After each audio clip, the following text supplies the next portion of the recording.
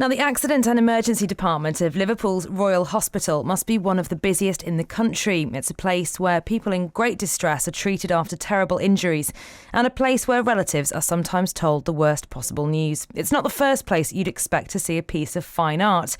But over the last week, a group of Liverpool artists have been installing paintings on the walls of the A&E department. From colourful Liverpool cityscapes to a huge portrait of Ken Dodd, the art aims to lift the spirits of patients and staff alike. I've been to meet Tony Knox and Gaynor Sweeney from Transvoyeur, the group behind the art.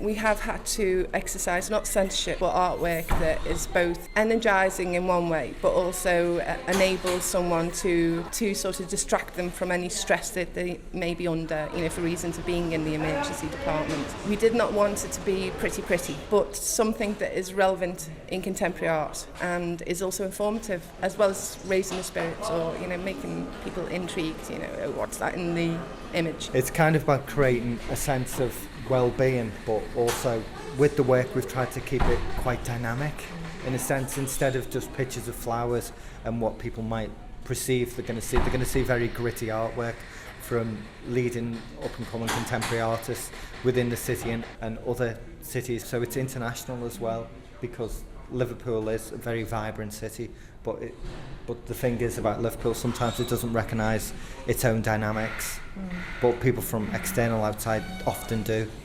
Now, obviously, as we're standing here, we can hear how busy the A&E department is, and it is probably one of the busiest in the country. Has that presented any problems when you've been hanging the work, and how have the staff reacted to you as you've been putting the work up on the walls? The staff seemed very interested in a sense. It was kind of a little bit of a mixed reaction in the sense of one of bewilderment, and as soon as we're putting up some of the work, people were kind of like, their perceptions of art were kind of a little bit limited. So you're challenging them in a way? We're trying to challenge them. Instead of seeing work that becomes wallpaper, it's work that actually challenges you. So in a sense that when we were putting up certain work, say like Patrick O'Rourke's work, someone thought was quite depressing, but it's not. It's very rich with culture of Liverpool, but it comes from Bootle, so it's from that area, it's from his family. So in the title is the word hope as well. A very important point here is about the professional relationship between art and the emergency department as well, because the core element of this is to provide recognition to the work that they do too. It's about the unrecognised, so to speak, work that people do 9 to 5 24/7, and not much is said about it, and all you tend to hear on the news is about cutbacks and this type of thing. Not that this is a political exercise, it's not, but it's nice to also just simply give something back as well. Do you want to show me around a bit and tell me about some of the pieces? Should we start with the relatives room? Currently in the relative room, it's actually a lot quieter in here. This is Mike's originally a graphic designer, but on this piece that Mike's doing, it's a big metre by metre frame square. It was framed by Thanks to Additions. We're walking through to the main entrance to the emergency section where they deal with the initial patients when they first come in, the waiting area basically. And in this section is going to be a piece by myself with a mother and child. And then we're going to have a piece by Laura Leanne, so a very prestigious artist who's sold work to the likes of Sharon Osbourne, many others. The piece itself is beautiful. We move further down, and this is the main area where people get treated. Now, here's a jolly face we can see, and Tony, this is one of your own pieces. Tell us about this one. I've situated the Ken Dodd next to the psychological evaluation because in a sense it's kind of appropriate in a sense, because Dodd's kind of an icon of Liverpool, but what I've surrounded Dodd is by loads of little Mothmen. It's like the Diddy Mothmen, and with Dodd it's a vision of hope really in Liverpool. I imagine out of all of the pieces that you've put up so far, this is one that's probably generated the most banter and the most kind of chat amongst the staff, I would have thought. Yeah, I haven't actually told Ken Dodd yet this is in. I have actually asked numerous times to photograph him, but he declined, apart from the time where I managed to photograph him last time. Brilliant. This is probably why. Space and the nature of the space is the fire alarm. So underneath the fire alarm, it looks like a frantic Beatles painting. This is by George Lundergain in the style of Very Funkadelic Chicken. With the Beatles are doing very sporadic dancing routines of the Funky Chicken.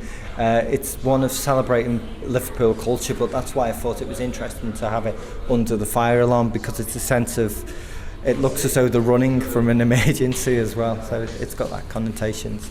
On the opposite side is Rob Davis. He's an illustrator. He's one of the members of Transvoyeur as well.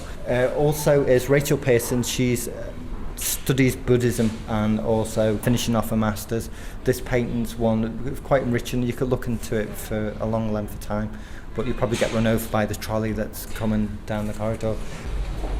And we're coming into the waiting room area. What we've tried to do is not overload the waiting room. We've kind of done a very subtle row of prints at the moment.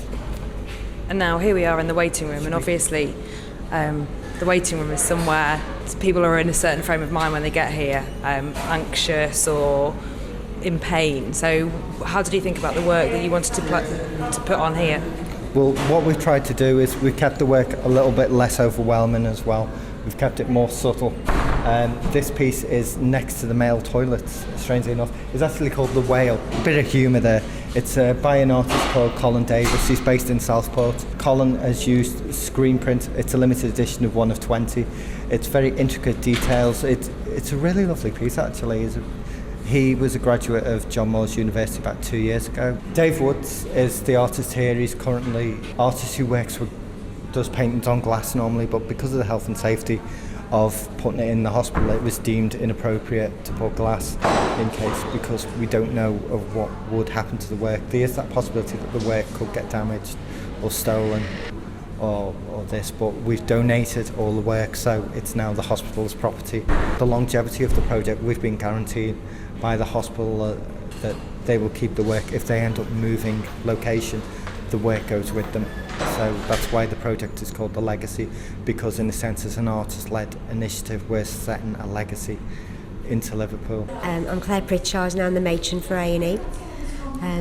We think the artwork is absolutely fantastic. It will brighten up the entrance to the department, make the department look much more welcoming for the patients. It's not just stark walls and very clinical. It's got more of a homely feel, so hopefully they'll feel more relaxed before they see the doctor. And have you got a favourite one that's gone up so far, or any one that's caused a bit of chat amongst the staff? Oh, definitely the Ken Dodd, definitely. Claire Pritchard, the matron at the A&E department of Liverpool's Royal University Hospital, commenting on some of the artworks which have been displayed there.